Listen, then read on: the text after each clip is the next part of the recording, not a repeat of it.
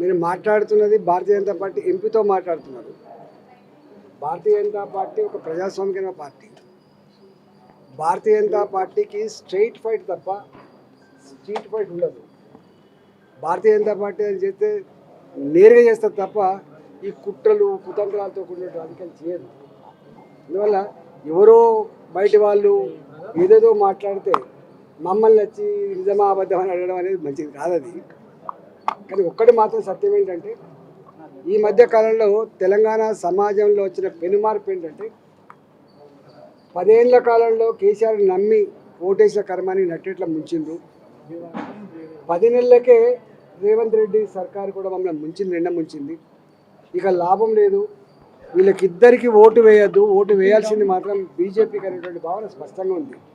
రెండవది, పక్క రాష్ట్రం ఆంధ్రప్రదేశ్ రాష్ట్రం కేంద్రంలో ఉన్న నరేంద్ర మోడీ గారి అండదండలతో శరవేగంగా దూసుకుపోతున్నప్పుడు ఇంత గొప్ప రాష్ట్రం ఒక తెలంగాణ వెలవెలబోతుందనేటువంటి భావనతో తెలంగాణ కుమిలిపోతున్నారు.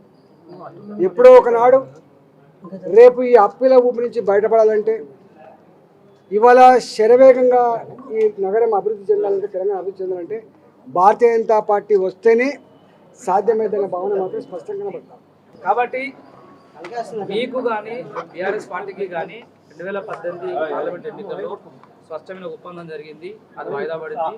తాను జైలుకు వెళ్ళిన సందర్భంలో మీ పార్టీ సంఖ్యత కోసం కోసం కేసీఆర్ ప్రయత్నం చేస్తాను, నేను వద్దన్నాను, ఆయన పూర్తిగా నేనే చెప్తున్నాను అంటున్నాను. అంటే గాలి వార్తల గురించి నాకు తెలిస్తే చెప్తాను.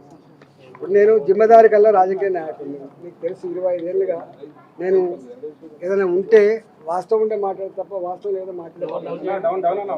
గాలి వార్తల గురించి స్పందించాక నాకు కేసీఆర్ కు దూరమైన ఉద్యమకారులందరినీ కవిత కలుస్తానంటుంది. తెలంగాణ ఉద్యమకారుడిగా ఈటల రాజేందర్ కలిస్తే ఏమంటారు?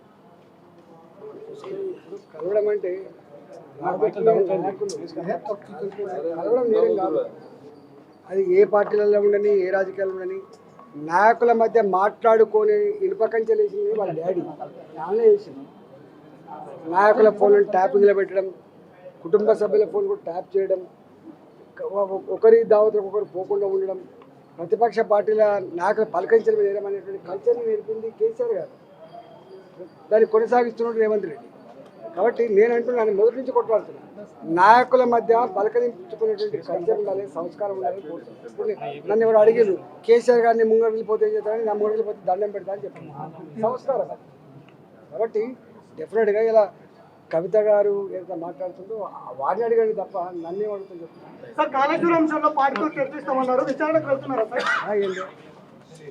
కాళేశ్వరం విషయంలో 50 సార్లు చెప్పిన, కాళేశ్వరం విషయంలో తప్పకుండా భారతీయ జనతా పార్టీ పార్లమెంట్ సభ్యుడిగా, ఇవాళ పార్లమెంట్ సభ్యుడిగా, ఆనాడు టీఆర్ఎస్ పార్టీలో ఉన్న మంత్రిగా నా బాధ్యత నేను పోతా. మా పార్టీ ప్రజాస్వామ్యాన్ని గౌరవించే పార్టీ, చట్టాన్ని గౌరవించే పార్టీ, న్యాయం వెలగాలని చెప్పి కోరుకునే పార్టీ. కాబట్టి డెఫినెట్గా పోతా, పోయి చెప్పేస్తాను.